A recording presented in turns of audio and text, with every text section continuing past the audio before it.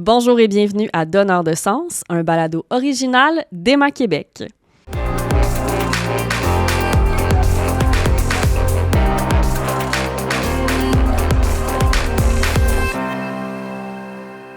Mon nom est Camille Lemay et j'ai le plaisir de co-animer cet épisode de balado avec mon collègue Henrio Grubissa. Allô Camille!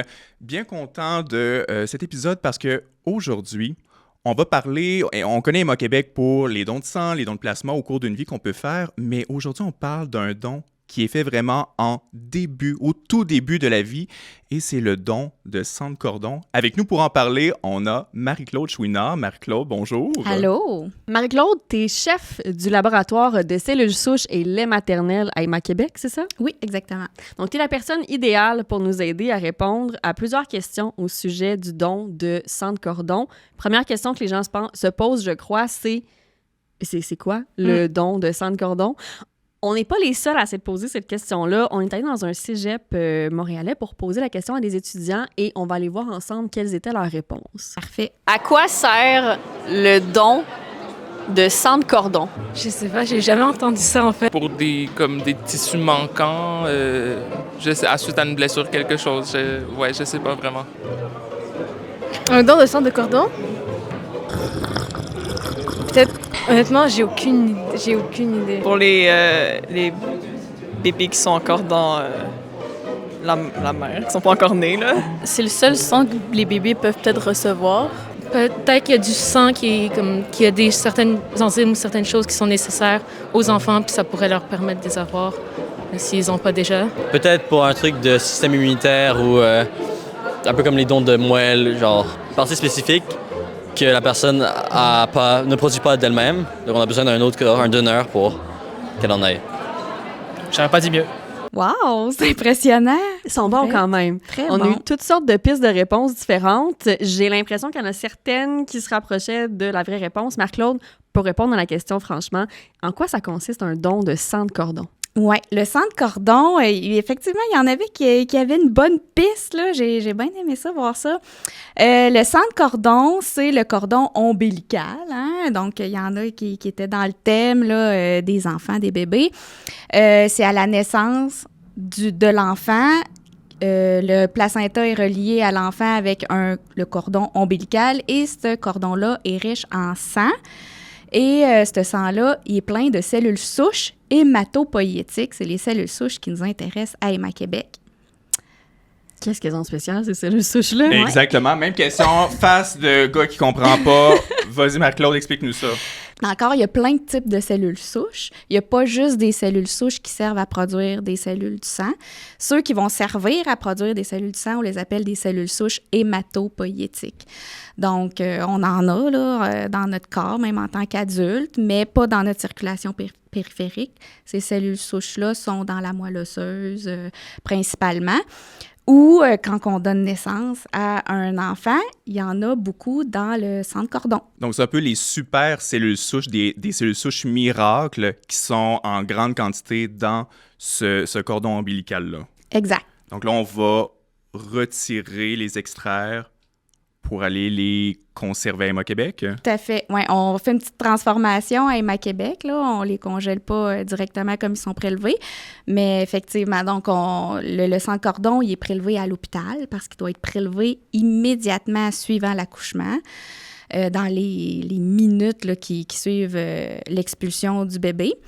Donc, c'est le médecin qui a accouché la maman qui va prélever le sang du cordon puis qui va nous l'acheminer à Emma Québec dans nos laboratoires. Médecin qui doit être, j'imagine, formé par Emma Québec. Oui, bien dit, effectivement. Donc, les médecins et aussi les infirmières qui vont participer à l'accouchement sont tous formés sur les procédures d'Emma Québec, sur le prélèvement, la méthode d'étiquetage, l'identification des documents, des formulaires, le transport vers Emma Québec aussi, parce que ça nécessite un emballage particulier, une boîte fournie par Emma Québec. Fait que beaucoup de logistique, puis si tous ces gens-là sont formés, il n'y a pas de risque. Mais là, toutes ces belles démarches-là servent à aider qui, ultimement? Ouais. Qui Bonne reçoit question. les dons de cellules souches, les dons de sang de cordon? De sang de cordon. C'est des patients qui ont des maladies du sang, comme par exemple la leucémie ou des maladies du système immunitaire, qui, là, les traitements de base n'ont pas fonctionné. Là, le médecin va se tourner vers la greffe de cellules souches. Donc, en général, le médecin, première chose qu'il va faire, c'est qu'il va demander à son patient, est-ce que tu as un frère ou une sœur issus des mêmes parents? Parce que c'est là qu'il y a le plus de chances d'avoir... Ils vont voir dans la fratrie. Dans la fratrie, exactement. C'est là qu'il y a le plus de chances d'avoir une compatibilité HLA, qui est importante pour la greffe de cellules souches. HLA qui se trouve à être... Oui, c'est ça, Human Leukocyte Antigen, c'est un acronyme. Et puis, il y a 36 000 gènes possibles connus, là, donc la compatibilité avec un autre être humain est plutôt rare. La diversité ethnique, c'est super important parce que, je l'ai effleuré un peu tantôt, mais le typage HLA est étroitement lié à l'ethnie de la personne. Ça veut dire que, comme je disais, il y a plus de chances que tu trouves un donneur compatible avec toi s'il provient de la même communauté ethnique. Mm-hmm.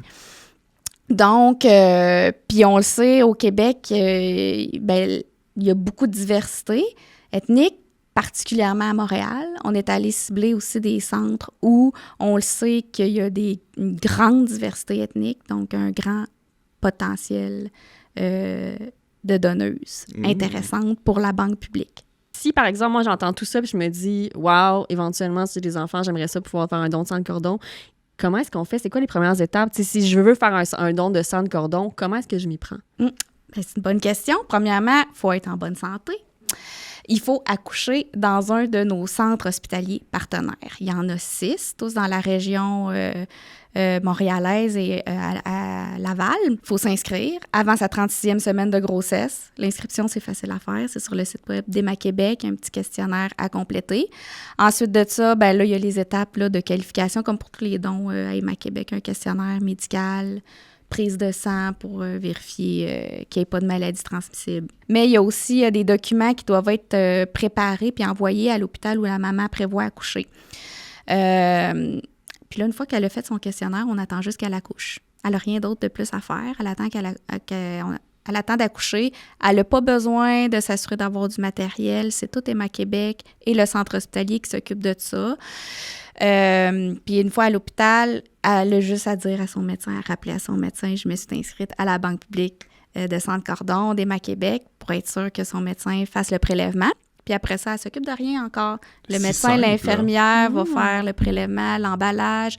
Le prélèvement en tant que tel, la maman, ni le bébé, bien souvent, ils s'en rendent même pas compte que ça se fait. Si son unité de sang de cordon est qualifiée, ce qui représente à peu près 15 % des unités qu'on reçoit, là, on va la rappeler. On va refaire un questionnaire médical avec elle pour s'assurer que tout est beau, qu'il ne s'est rien passé d'anormal pendant son accouchement, qu'il n'y a pas eu d'infection, de transfusion, etc. Et on va faire un prélèvement d'échantillons sanguins.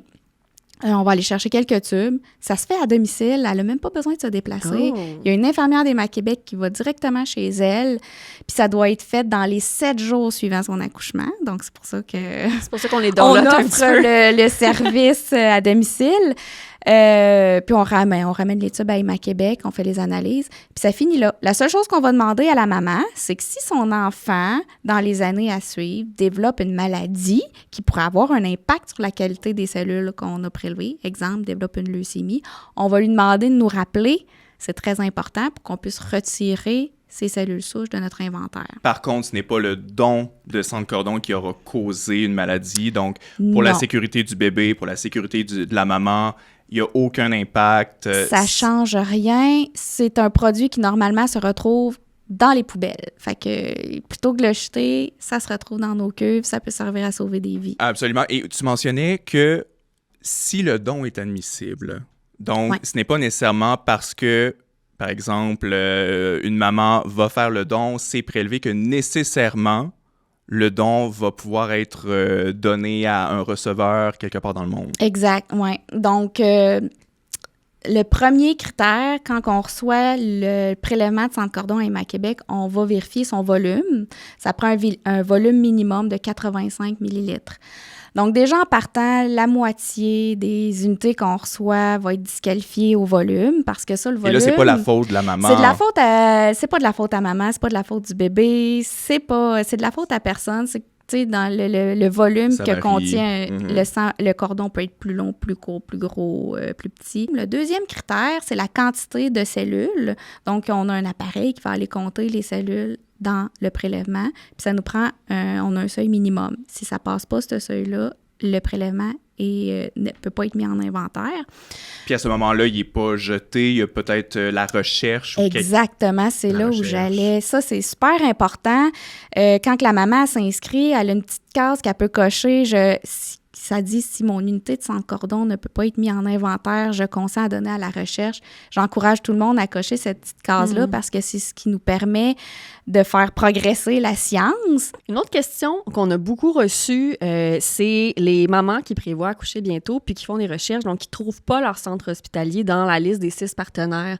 Pourquoi est-ce qu'on se limite à 6 centres hospitaliers? Puis pourquoi est-ce qu'ils sont tous dans la grande région métropolitaine de Montréal, par exemple? Est-ce que c'est une question de diversité culturelle, de logistique? C'est quoi la réponse à ça? C'est une bonne question. Effectivement, on l'entend tout le temps, cette question-là. Pourquoi il y a juste 6 centres partenaires avec Héma-Québec? Il y a plusieurs raisons. On en a parlé, on l'a évoqué un peu, la logistique qui entoure le partenariat, le transport. Donc, on voulait des centres qui sont proches de l'établissement. Mais on est allé cibler des centres où, premièrement, il y avait beaucoup d'accouchements par année. Donc, c'est des centres où il y a plus de 3500 accouchements par année. Ça donc, fait beaucoup, un ça, les bassin de donneuses potentielles immense.